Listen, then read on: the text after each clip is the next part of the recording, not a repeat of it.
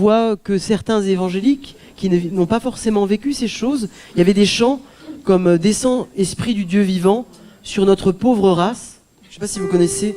Descends, Esprit du Dieu vivant, sur notre pauvre race qui s'est perdue en poursuivant l'illusion qui passe. Donne-nous des langues de feu, la voix surnaturelle qui ramène les cœurs à Dieu par la bonne nouvelle. Donc là, il parlait des langues de feu, mais en vue toujours missionnaire de ramener les âmes. Et dans mon église à Saint-Malo, c'était un vieux pasteur du tout début du réveil. Et on chantait très souvent ces chants qui venaient aussi de ces réveils, parfois du 19e siècle. Et souvent au 19e siècle, et même au temps du réveil du Pays de Galles et différents réveils, on ne demandait plus forcément au Saint-Esprit de venir. On chantait des chants comme « Le Saint-Esprit est là ». On ne demandait plus forcément qu'il vienne. C'était la proclamation que le Saint-Esprit était agissant. Et j'ai trouvé cette réflexion intéressante. Bien sûr, un texte aussi très très important lorsque vous expliquez le baptême du Saint-Esprit. Certains vont dire, voilà, on l'a reçu au moment de la conversion. Mais si cette vérité annoncée par certains est réelle, comment se fait-il que Jésus ait dit « Le Père donnera le Saint-Esprit à ceux qui le lui demandent » Luc 11.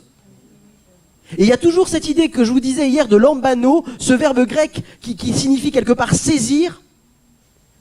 Avec cette parabole de Jésus, c'est comme quelqu'un qui vient en pleine nuit frapper jusqu'à ce qu'on lui demande d'ouvrir. Donc, voilà, c'est un élément important. Bien sûr, il faut demander. Et chaque jour, ce qui manque parfois à certains chrétiens, même remplis de l'esprit une fois, c'est ce désir renouvelé d'une immersion permanente et renouvelée avec une huile fraîche. Des fois, il y a l'huile qui stagne et il y a les mouches qui viennent. Alors, on jette l'huile, Seigneur mon Dieu, paf, et remplis-moi à nouveau. Amen. Non pas qu'il y ait plusieurs baptêmes du Saint-Esprit, je dirais qu'il peut y avoir plusieurs renouvellements et plusieurs onctions. Pour dissocier quand même l'expérience première de ce renouvellement nécessaire. Nous en avons besoin. Cette huile fraîche. Amen.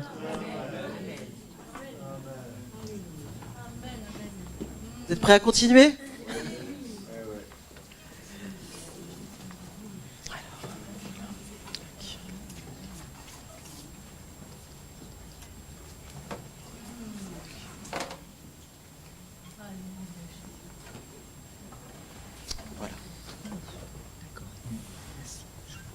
Donc là, on va continuer dans la pensée. Donc là, on a vu quelque part tous les prémices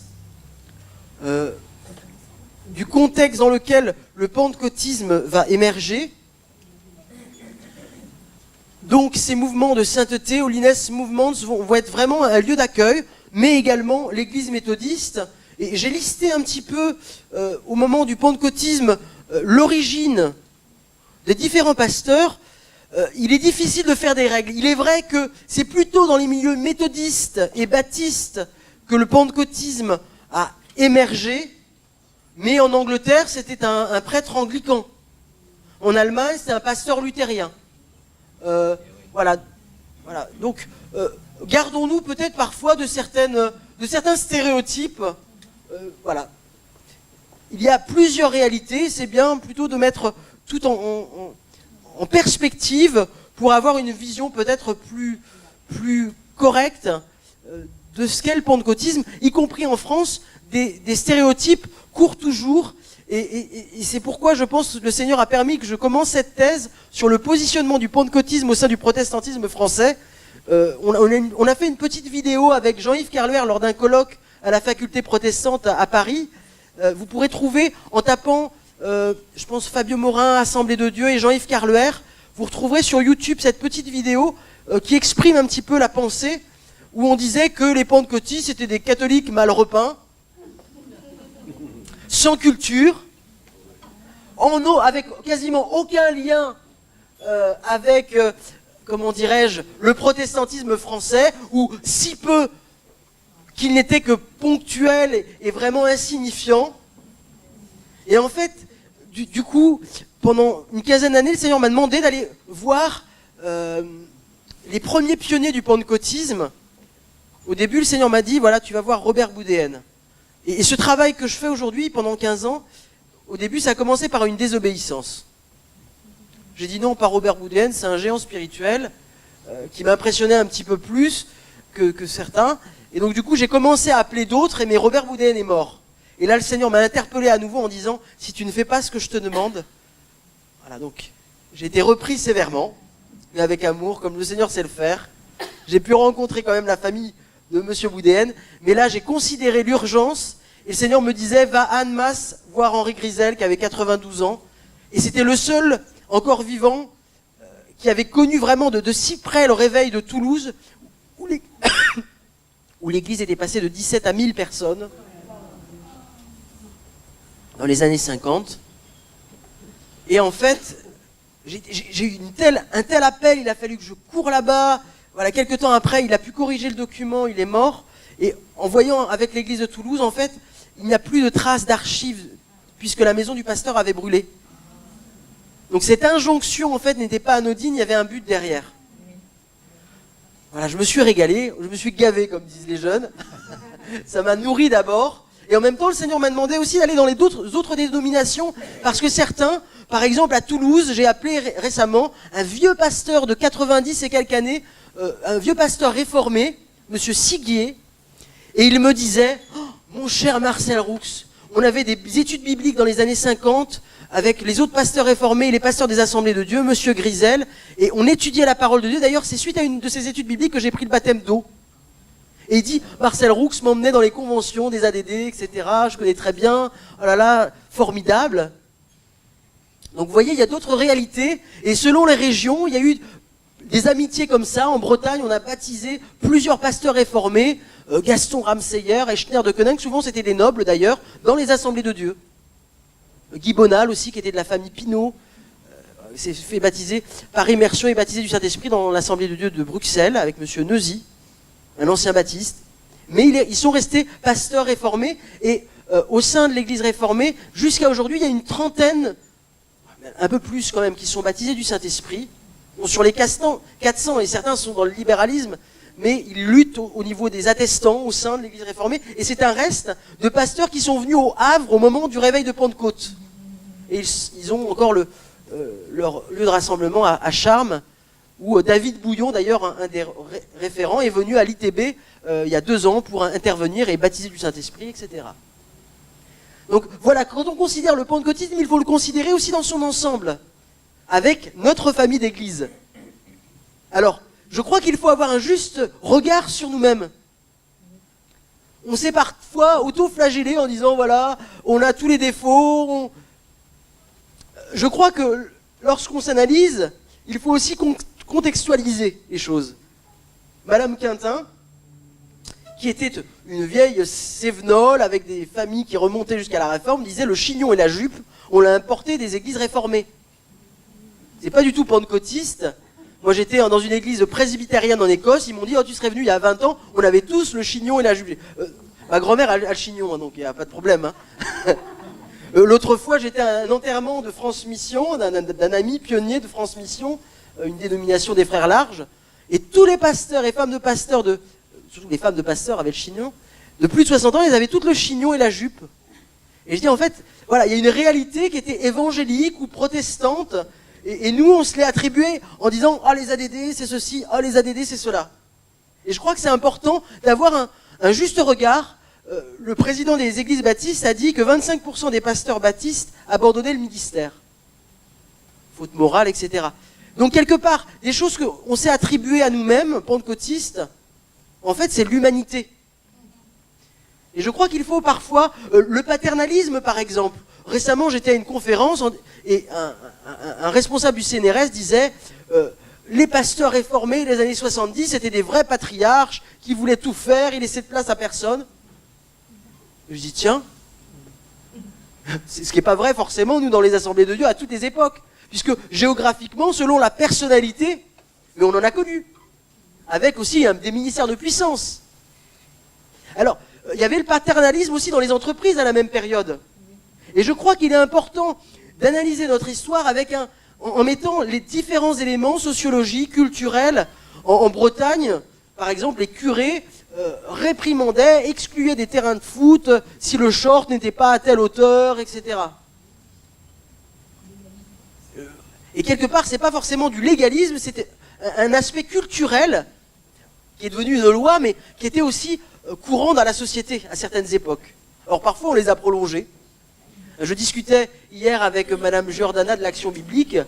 Voilà, elle disait dans les années 70, il ne fallait pas que les femmes aient des tresses, etc. Un mouvement qui n'est pas du tout pentecôtiste, mais qui est évangélique. Voilà.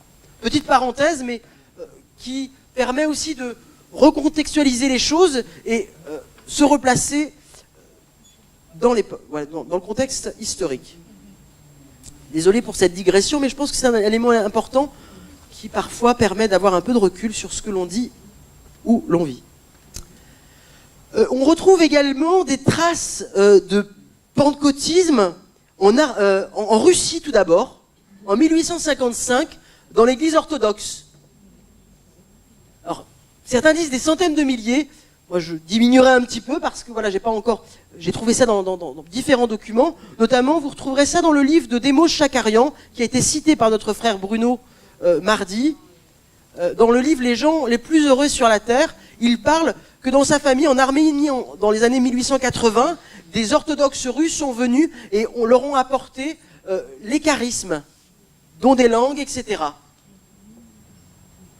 1880. Vous retrouverez ça aussi dans une étude qui avait été faite dans Vie et Lumière par Clément Le Cossec dans les années 60. Donc je pense qu'il est important aussi de rappeler ces choses et de le replacer également dans le contexte du réveil aussi au Pays de Galles.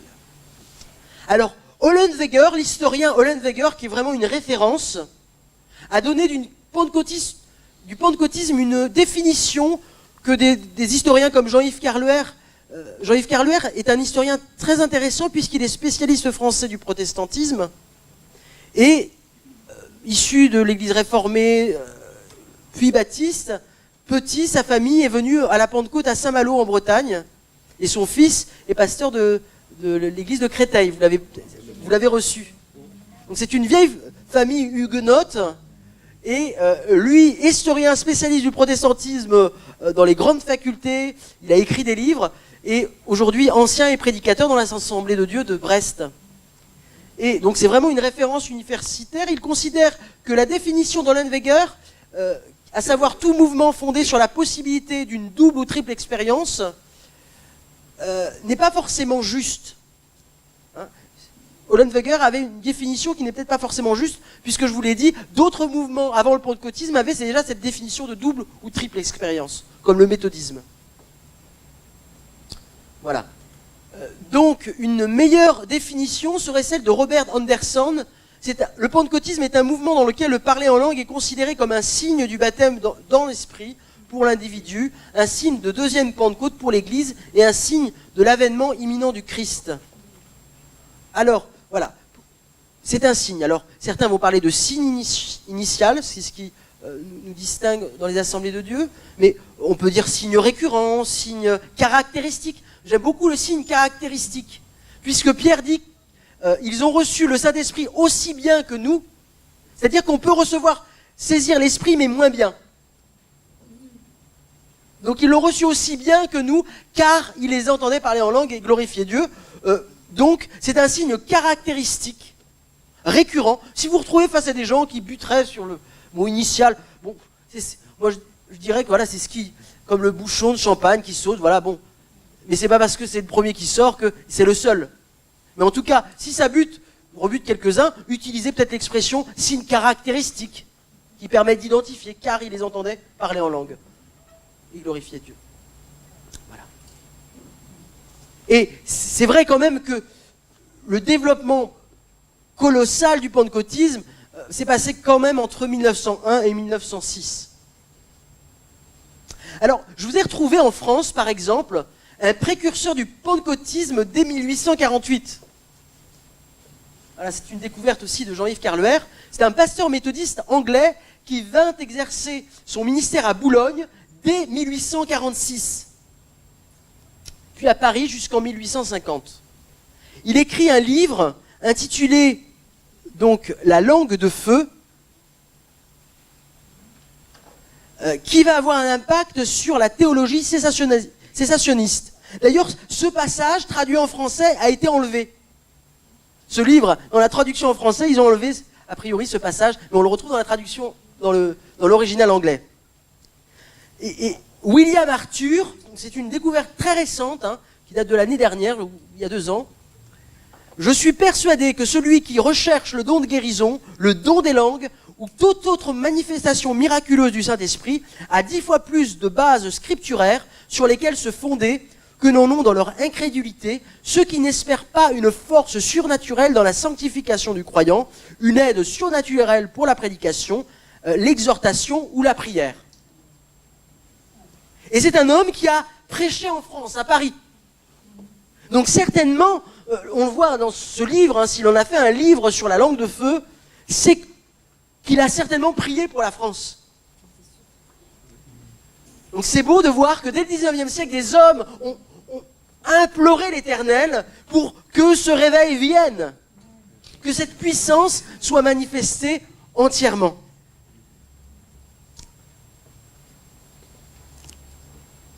La prière de William Arthur est maintenant bénie ce petit nombre de pages écrites pour ta gloire, Esprit adorable qui procède du Père et du Fils, descend sur toutes les églises, ramène de nos jours les temps de la Pentecôte et que tout ton peuple reçoive un nouveau baptême.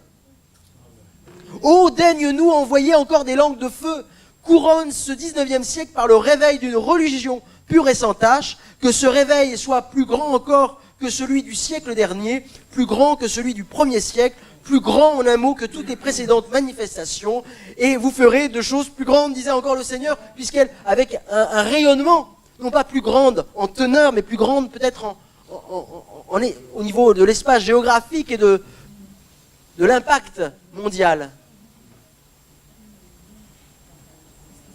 Amen.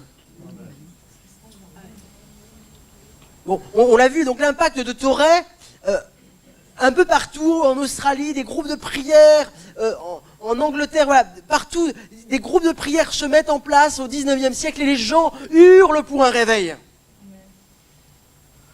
Au sein de l'action missionnaire d'Abbé Simpson, il y a des visitations, il y a une recherche, une consécration pour la mission, l'urgence. Le 19e siècle est quand même marqué aussi voilà, par de grands hommes, de grands missionnaires. La mission va se redéployer. Le Saint-Esprit déjà souffle. Ce n'est pas parce que tous les dons n'ont pas été manifestés que l'Esprit n'a pas commencé à jaillir aussi de manière particulière. Ça, c'est important. Ne disons jamais qu'une église n'a pas le Saint-Esprit parce que les gens ne parlent pas tous en langue. Non, l'Esprit est là, mais peut-être pas aussi bien que l'apôtre Pierre l'aurait désiré, par exemple. Et quand on l'a reçu aussi bien, il faut garder la même perspective. Demander des souffles nouveaux, sans mépriser quiconque, mais encourager. Même dans une église, ne méprisez jamais, mais encourager. Que personne ne se sente coupable s'il n'a pas encore vécu cette expérience. Détends-toi, demande-le, jusqu'à ce que tu vas le recevoir. Amen. Pas longtemps, il y a une sœur, là, ça fait 30 ans qu'elle demandait, et au moment d'un appel pour le recevoir, elle dit, j'en ai marre, je ne l'ai toujours pas. Et là, une sœur m'a dit, vas-y ma chérie, tu vas voir, sinon on va te bénir.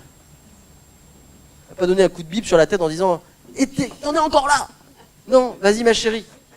Il y a 2 façons de parler aux gens. Il y en a une qui marche, qui fonctionne et qui encourage. Bon, Smith Wigglesworth était peut-être un peu plus direct avec sa façon d'agir. Et pas forcément besoin de casser. Non. Il faut encourager. Et elle est venue, elle l'a eu, voilà. Elle a reçu. Mais peut-être un peu comme Naaman, il fallait qu'elle se replonge dans une position de persévérance. Amen. Alors peut-être que vous avez demandé 6 fois, vous êtes découragé en disant « j'ai pas reçu ». Eh bien, persévère encore une fois. Et persévère encore.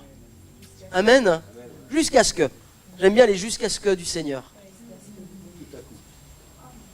Evan Roberts, un homme marquant qui priait plusieurs heures chaque semaine. Pendant presque 13 ans, il a cherché Dieu. Ce jeune homme s'est placé devant Dieu. Voilà. Il va souhaiter se former pour être prédicateur, mais il va se laisser entraîner dans la prière. Alors, on a l'impression parfois que ces hommes ne faisaient que prier. Mais en lisant un peu Evan Roberts, il se réveillait la nuit, mais après il se recouchait quand même. Et malheureusement, au moment du réveil du Pays de Galles, des fois il n'a pas dormi et il était épuisé. Alors demain, on parlera aussi peut-être des fois des obstacles au réveil, bien sûr. Il y a des oppositions, mais parfois, vivre dans le réveil, c'est pas forcément une excitation où on ne vit plus, on ne fait plus rien, on ne travaille plus. Non. C'est en particulier, justement, je pense que ce qui permet à une église de garder l'esprit de réveil, c'est aussi l'équilibre. À des moments particuliers, bien sûr, le Saint-Esprit pousse, mais je pense qu'on peut garder cet esprit de réveil, mais il faudra dormir quand même. Il faudra manger quand même. Voilà.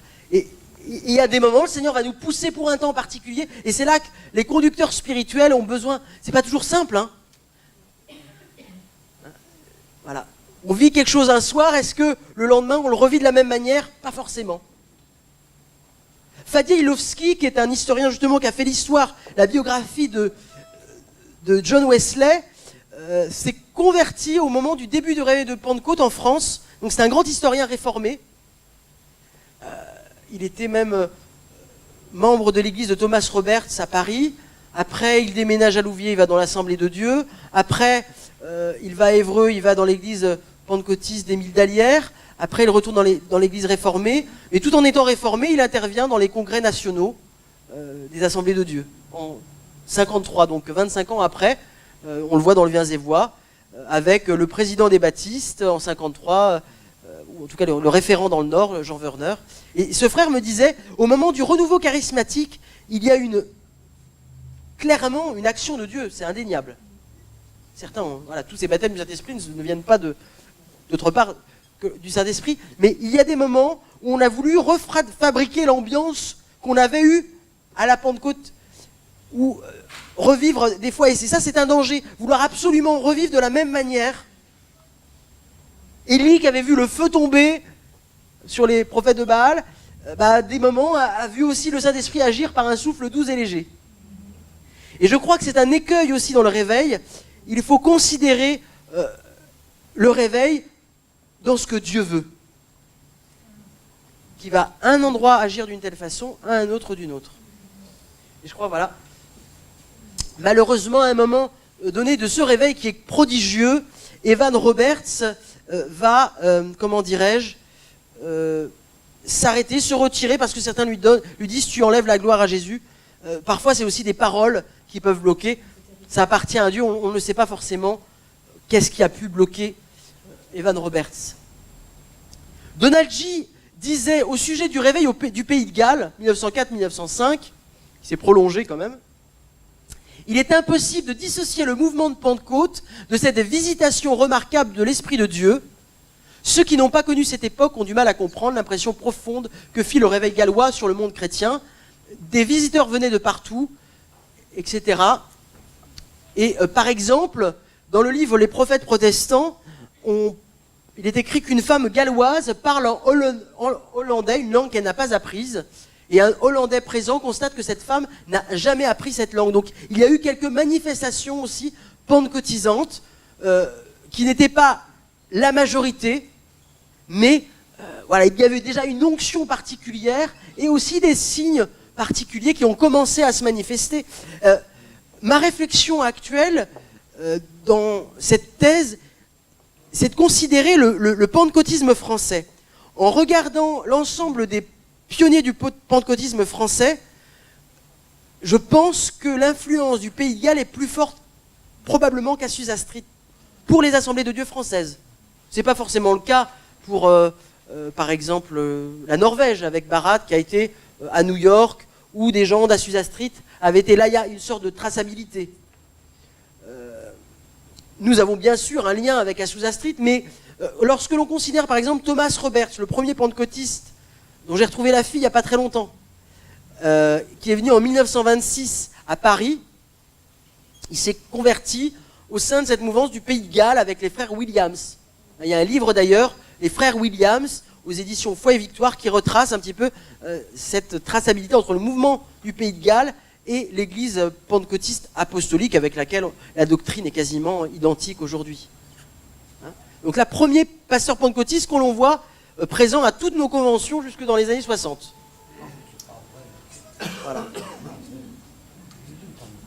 Donald G, qui était aussi un orateur très très régulier au début du réveil de Pentecôte, qui nous a aidés dans le choix de la dénomination entre les églises Élim, Assemblée de Dieu, avait aussi une influence directe du réveil au Pays de Galles. Par exemple, Douglas Scott, qui venait des églises Élim, s'était converti avec les frères Jeffries notamment. En tout cas, il avait été formé au sein de ces églises, pasteur de ces églises, et les frères Jeffries étaient descendants quasiment directs du réveil du Pays de Galles. Donc voilà. Juste un petit peu un rappel pour ceux que ça intéresserait. Charles Parham, donc, est un homme donc, qui était à Topeka, pasteur méthodiste. Le 1er janvier, alors le 31 décembre 1900, 1er janvier 1901, le premier jour du siècle nouveau, Agnès Osman fut baptisée dans le Saint-Esprit avec comme signe initial le parler en langue. À Topeka, dans le Kansas, il y avait une école biblique du nom de Bethel, fondée par Charles Fox Parham. Cette école fut le berceau de cette effusion divine du XXe siècle aux États-Unis. Alors là, il y a beaucoup de choses à dire, mais je pense que l'idée, c'est déjà de vous donner l'information. Il y a par exemple sur YouTube des vidéos qui expliquent en détail, comment dirais-je, l'ensemble de ce réveil. Je ne sais pas si vous avez un lien internet directement ici. J'ai le lien là, juste une petite vidéo de 2 minutes sur laquelle on pourrait cliquer. On peut essayer. Tu l'as mis sur le truc là. Normalement le lien. Il y arrive. Voilà. On essaye. On essaye, si ça fonctionne, tant mieux. C'est pas sûr. Voilà. Bon, c'est pas très grave. Vous pourrez regarder en tout cas sur YouTube. Si tu l'envoies, on pourra le mettre en lien sur le site internet. D'accord. Voilà. Il existe en tout cas directement des vidéos sur YouTube. Si vous voulez voir des vidéos sur Azusa Street avec des explications avec Cécile Rebec. C'est le son, il est ça par contre. Ah. Il n'y a pas de sonorisateur. D'accord. En tout cas, vous savez qu'elle existe. Documentaire sur Azusa Street avec... Voilà. Voilà, Elle parle d'Azusa Street, mais il y a bien d'autres intervenants. Vous trouvez tous ces éléments-là sur Internet.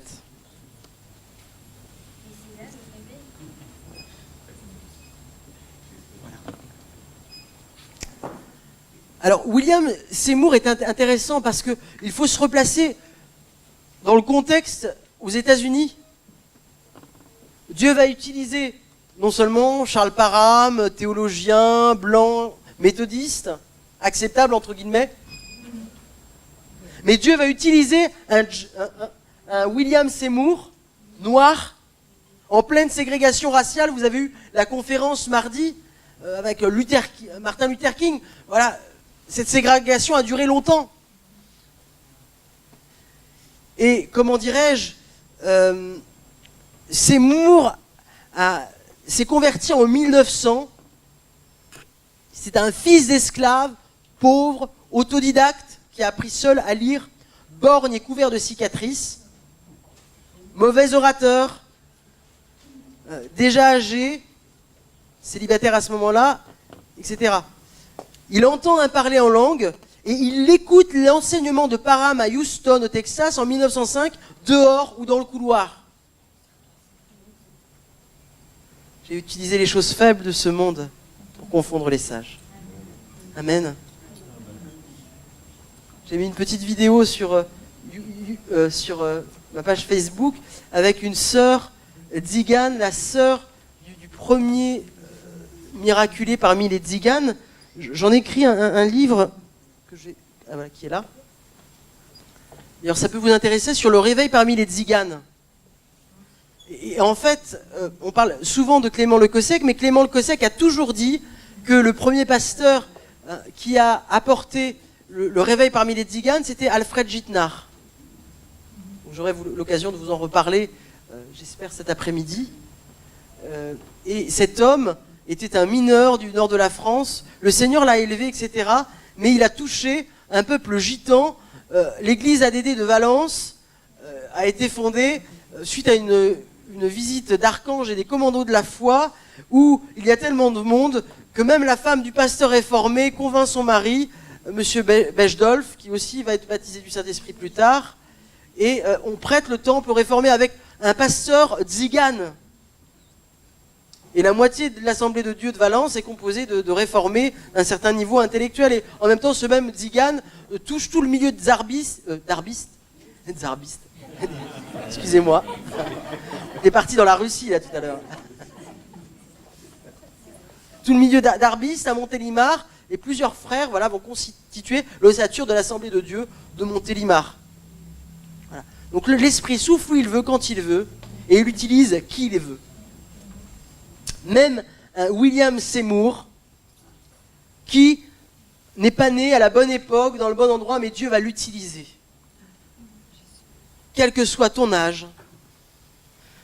Autre exemple, quelque part pour vous maintenir en éveil, à Toulouse, Mademoiselle Journet, femme d'un banquier riche, une femme très riche, de l'église réformée, nièce du pasteur Anto Marquis, un homme de Dieu, voilà, illustre dans l'église protestante.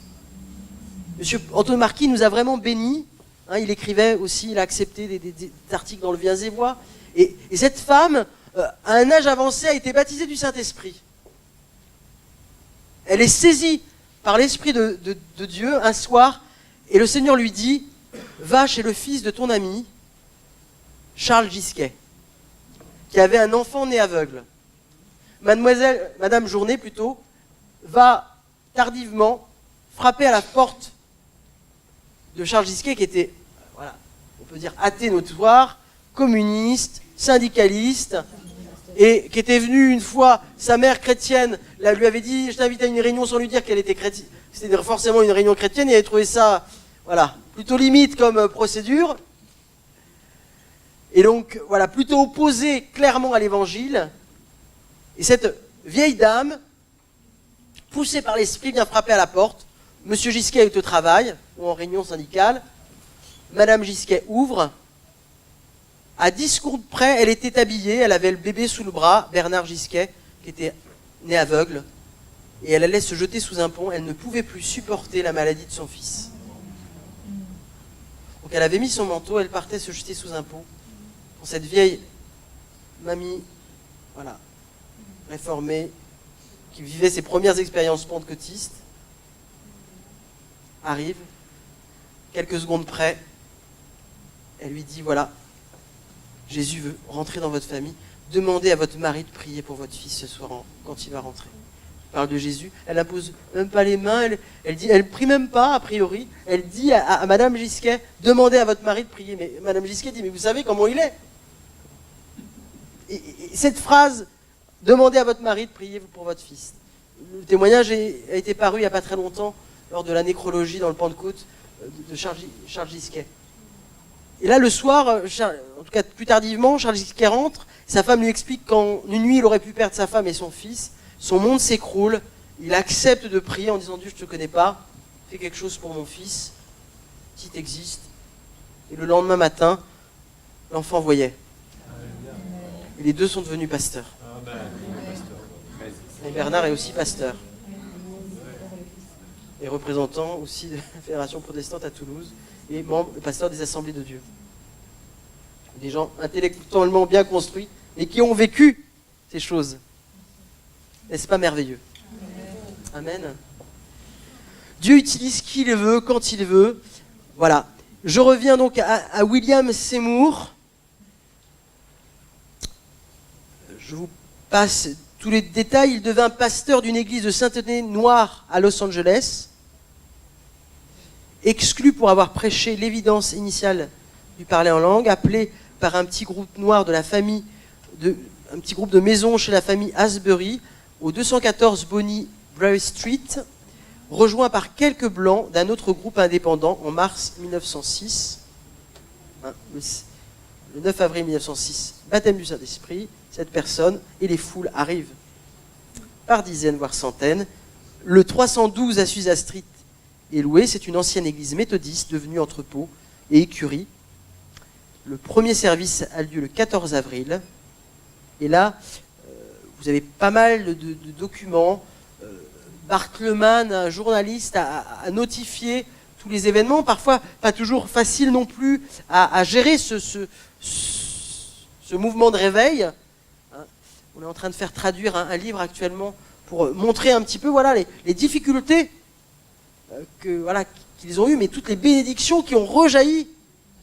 Et aujourd'hui, c'est devenu voilà, le mouvement protestant en termes de pratiquants réguliers au culte dans le monde qui est le plus important. Les églises pentecôtistes sont une ossature du protestantisme parmi les plus importantes. Ne méprisons pas les petits commencements. En parallèle, on trouve ce même phénomène en Inde. Une jeune fille, en 1906 aussi, parle en langue. Elle était dans un orphelinat, etc. Rien à voir avec notre contexte d'Azusa Street. 1906-1907, on retrouve voilà, des gens en Inde. Ça, vous le retrouverez dans le livre de Donald G, qui est passionnant. Donc là, il y a vraiment tous les détails, en Chine, en Inde, en Norvège, en Suède, etc. Et comment dirais-je, on retrouve toutes ces choses. Et là, une jeune fille parle en langue, et en fait, elle prie en langue, des missionnaires reconnaissent la langue, et elle était en train d'intercéder pour la Libye. Donc là, il y a toute une action parallèle, où il n'y a pas de traçabilité directe, mais le Seigneur agit où il veut, comme il veut, et quasiment à la même période. C'est là qu'on se dit qu'il y a quand même des temps de Dieu. Mais dans ces temps, Dieu agit dans des cœurs préparés, qui ont soif. Amen. Voilà. Et donc, en France, donc, il y a notamment cette mission baptiste du Havre, sur lequel peut-être on va... Je ne sais pas ce qui convient de mieux. Est-ce que je commence dès maintenant ou est-ce que l'on va manger et dès cet après-midi, on recommence? Je commence un petit peu maintenant?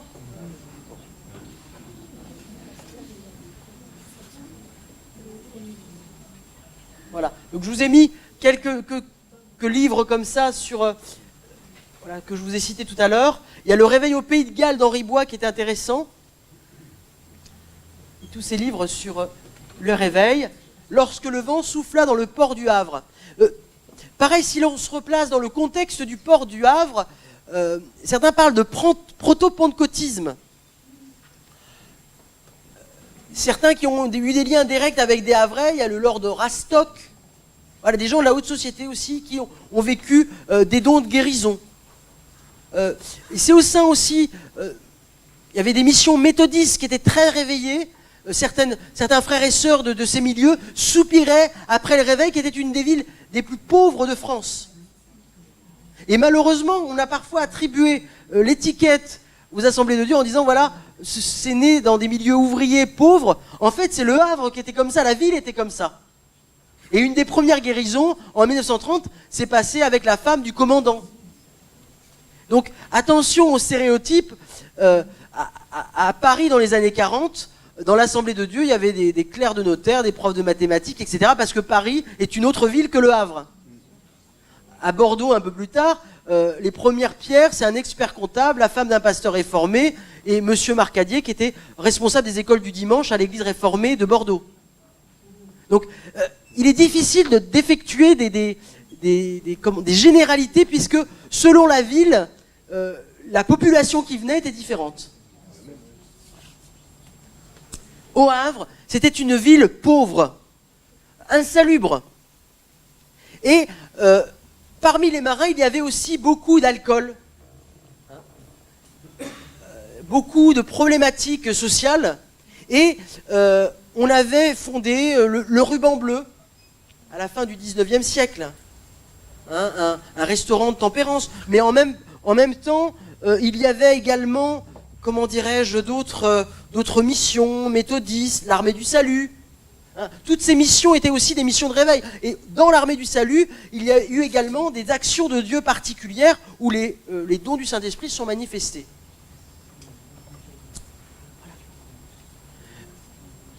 C'était une mission bretonne au Havre. Donc je reviens un petit peu, vu que c'était une mission baptiste bretonne, je reviens à la fondation des églises évangéliques baptistes en Bretagne. C'est un certain John Jenkins qui est arrivé à Morlaix en 1834, qui a fondé la première église du coin, et j'habite juste à côté de la grande église de Trémel. À l'époque, il y avait 150 personnes à Trémel en 1860, en Bretagne, avec donc un centre orphelinat, école, église, et une dizaine d'écoles et d'églises dans toute la région évangélique. Et c'est à partir de cette mission de Trémel où et plusieurs descendants de ces personnes baptistes sont dans l'Assemblée de Dieu de l'Échiagat. Hein, le trésorier actuel est voilà, le gendre d'un de ces pasteurs de la mission baptiste de Trémel. Donc il y a un lien très fort. Regardez à l'époque, voilà, les petites églises évangéliques de Bretagne, là c'est en 1910, là au début du siècle, des écoles évangéliques, voilà, des mariages. Regardez, ça c'est en centre-Bretagne, en 1910, une église évangélique. Donc pareil, lorsque l'on vous pose la question, je sors un petit peu du cadre du pentecôtisme, mais lorsque l'on vous pose la question, vous venez d'où les évangéliques? Rappelez ce que je vous disais tout à l'heure, 1525 en Alsace. Après la révocation l'édit de Nantes, voilà, tout le protestantisme a quasiment été éteint en France. Il y a eu un renouveau en 1810 avec l'église baptiste évangélique de Nomain. Et c'est dans le cadre de ces églises évangéliques baptistes du nord de la France que Pierre Nicole, voilà, plusieurs ténors du mouvement de Pentecôte sont issus. Et quand le réveil de Pentecôte a eu lieu au Havre, tous ces pasteurs baptistes du Nord sont venus au Havre et ont mis leurs mains d'association. Les baptistes du Sud, comme Robert Dubarry, ont exclu Thomas Bress, par exemple, qui était pasteur baptiste. Donc les baptistes du Sud ont été très fermes contre. Les baptistes du Nord, la fédération baptiste a été ouverte. Au point où on les voyait présents à nos conventions jusque dans les années 80 à peu près. Après, quand il y a eu de nouvelles vagues un petit peu doctrinales, voilà, il y a eu une petite rupture dans les années 80, mais en 72, Jules Taubois, pasteur des églises baptistes, était présent au congrès des pasteurs des Assemblées de Dieu. Donc le lien a été très fort pendant presque 5 décennies. Après, quand on a accepté parfois des doctrines qui pour nous semblaient incompatibles, les liens se sont distendus, notamment dans les années 80-90, avec aussi une nouvelle génération de pasteurs qui n'avaient pas eu ces liens amicaux initiaux. Voilà. Donc, toute cette mission baptiste bretonne s'exporte avec non seulement une Suissesse, Hélène Biolay, en lien avec les milieux baptistes et méthodistes, elle s'installe au Havre, et elle fonde aussi avec François Lequéré et d'autres, Lady Beauchamp de la mission méthodiste, une petite église baptiste. Voilà. Mission d'évangélisation auprès des Bretons avec un restaurant de tempérance sans alcool. Donc là, vous voyez François Lequéré, le Breton.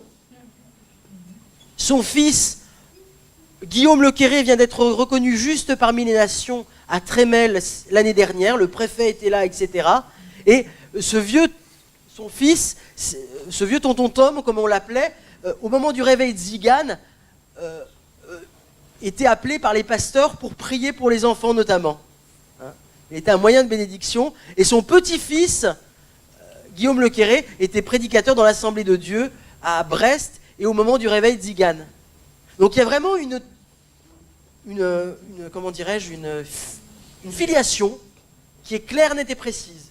Cette mission bretonne du Havre a financé le temple baptiste de Plougrescan, une petite église à côté de Paimpol. Voilà, donc c'était pas... On dit souvent une église baptiste indépendante, mais en fait elle n'était pas forcément indépendante, elle était reliée avec toute la mission de Trémel, voilà, qui aussi un temps était dans la fédération baptiste.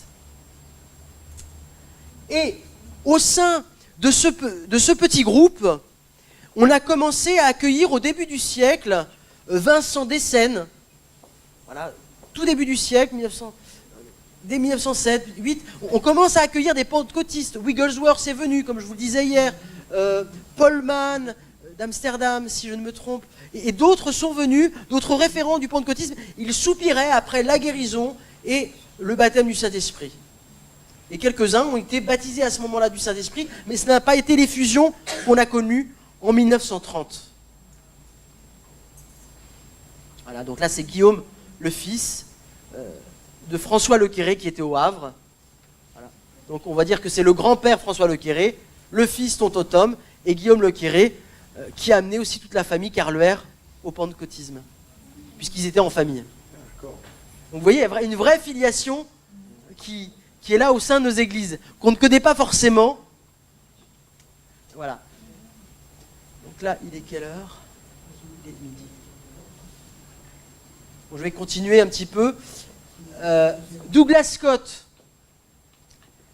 a connu le Seigneur dans les rues de Londres, où on prêchait à l'extérieur. Je vous conseille vraiment de relire l'histoire complète de Douglas Scott.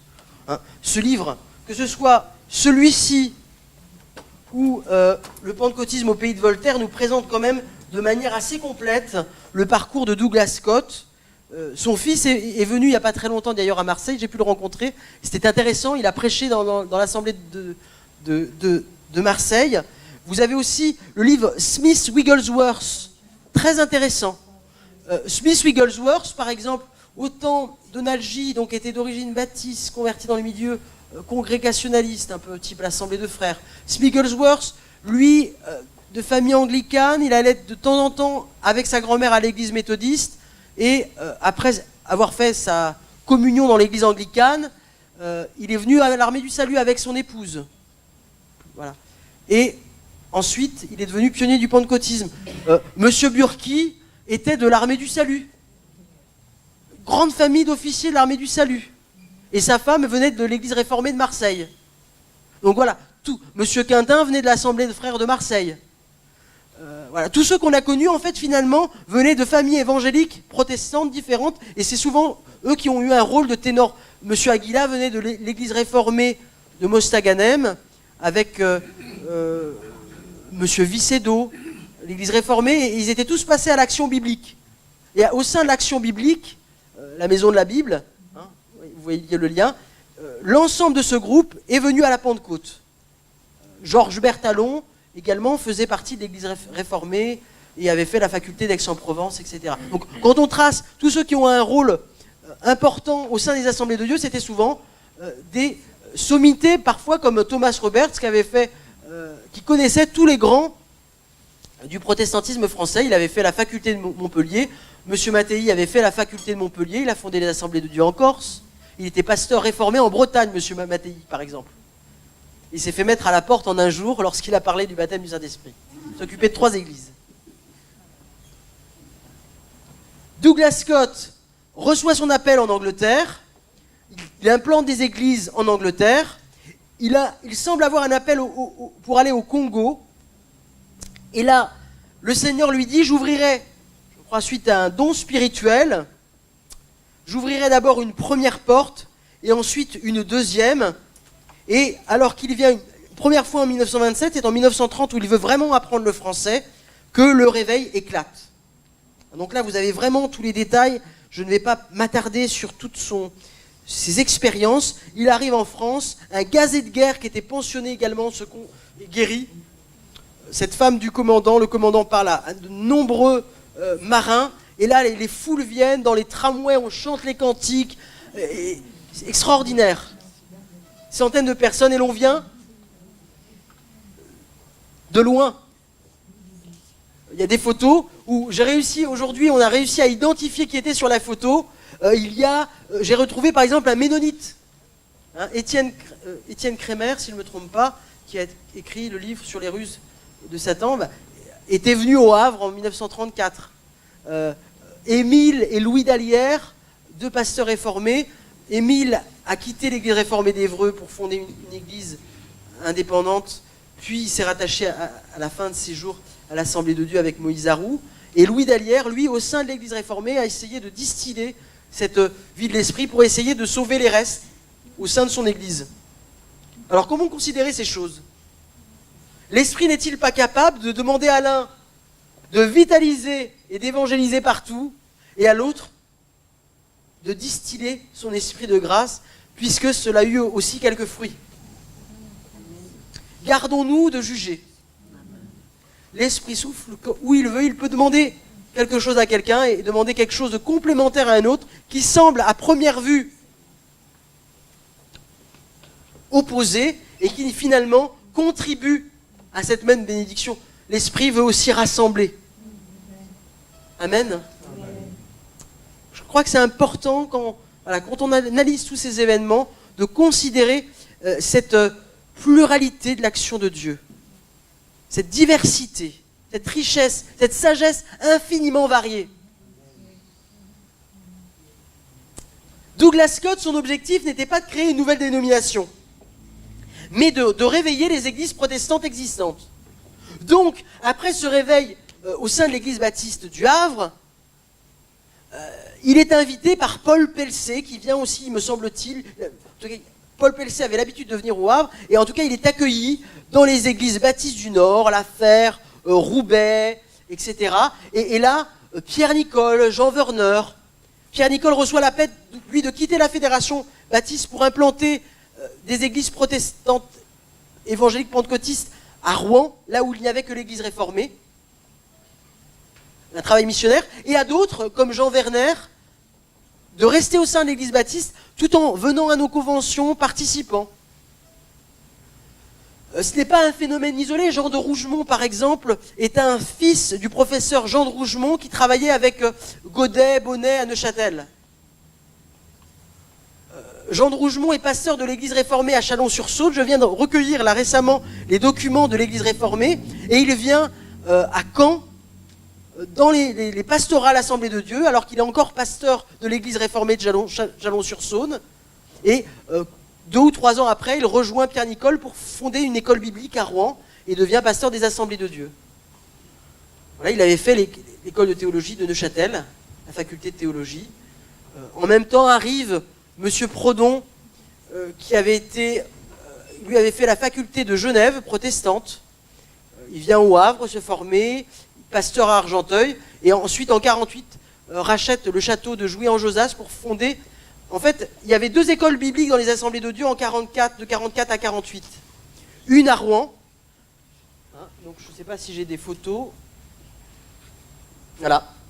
Là, par exemple, c'est la photo que j'ai retrouvée de l'école biblique de Rouen en 1945, avec, donc, parmi les professeurs, Pierre Nicole, donc, qui vient des églises baptistes, qui s'était converti notamment au sein de l'armée du salut. Il était officier de l'armée du salut, si je ne me trompe pas, à la fin du 19e siècle.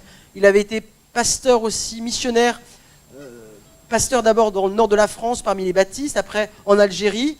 Il est revenu pasteur baptiste à Nîmes avec Robert Dubarry, celui qui était très fermé. Et c'est là qu'il a rencontré sa femme, Jeanne Nicole, qui avait fait l'école biblique avec Abbé Simpson aux États-Unis. Et là, elle avait entendu parler du parler en langue, etc.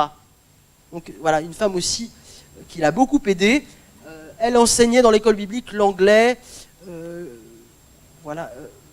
d'autres. Je ne sais pas si ce n'est pas aussi l'histoire de l'Église.